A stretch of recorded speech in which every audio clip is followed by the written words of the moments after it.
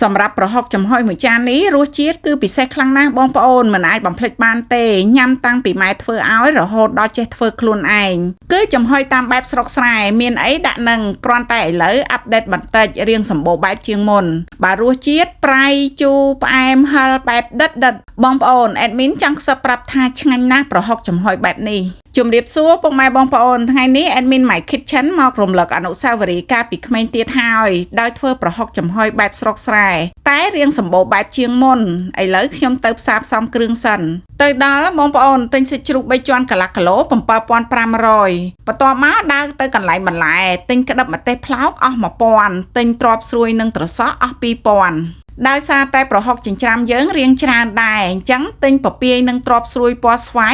1500 ទៀតមកដល់ផ្ទះគ្រាន់តែអ្នកជិតខាងដឹងថាចិញ្ច្រាំប្រហុកក៏ហុចទៅយោងចេកនិងសណ្តែកគួរឲ្យមកទៀតបងប្អូនហើយរើមកគ្រាន់តែអន្លក់មួយកញ្ច្រែងធំ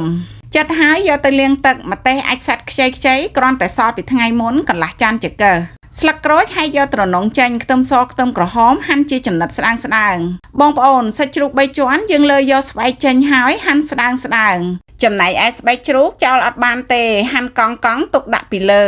ព្រោះអីនៅពេលដែលចំហុយឆ្អិនគឺឆ្ងាញ់ខ្លាំងណាស់បងប្អូន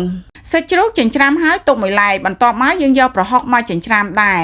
បងប្អូនសាច់ជ្រូកកន្លះគីឡូហ្នឹងខ្ញុំប្រើប្រហុកមួយខាំចាស់ដោយសារតែប្រហុកខ្ញុំម៉ែធ្វើផ្ញើមកឲ្យរៀងប្រៃដែរតែវាឈ្ងុយខ្ញុំអត់លាងទឹកទេយកចេញតែពីក្រឡចិញ្ច្រាំដាក់តែម្ដងចិញ្ច្រាំឲ្យម៉ត់ហើយគៀសាច់ជ្រូកមកចិញ្ច្រាំលាយជាមួយគ្នាដែរចិញ្ច្រាំរហូតដល់សព្វហើយទើបកើបដាក់ចានថែមប៊ីចេងស្ករអំពិលទុំបងប្អូនចំហុយប្រហុកបែបនេះបើអត់ដាក់ប៊ីចេងក៏អត់ឆ្ងាញ់ដែរហើយស្ករត្រូវប្រើរៀងច្រើនបន្តិចអំពិលទុំខ្ញុំដាក់ទាំងអស់ដោយសារតែអំពិលទុំរបស់ខ្ញុំឆ្កឹះយកគ្រាប់ចេញអស់ហើយច្របល់ដល់សព្វហើយថែមម្ទេសខ្ទឹមសខ្ទឹមក្រហមស្លឹកក្រូចសើចច្របល់ចុះឡើងម្ដងទៀតសព្វហើយយកស្បែកជ្រូកមកដាក់ពីលើថែមក្តឹបម្ទេសផ្លោកម្ទេសនាងដៃ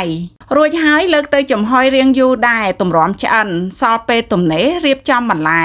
បងប្អូនបន្លែខ្ញុំអត់ចិត្តទេចិត្តតែសម្បកលាងទឹកឲ្យស្អាតពេលញ៉ាំខាំជ្រលក់តែម្ដង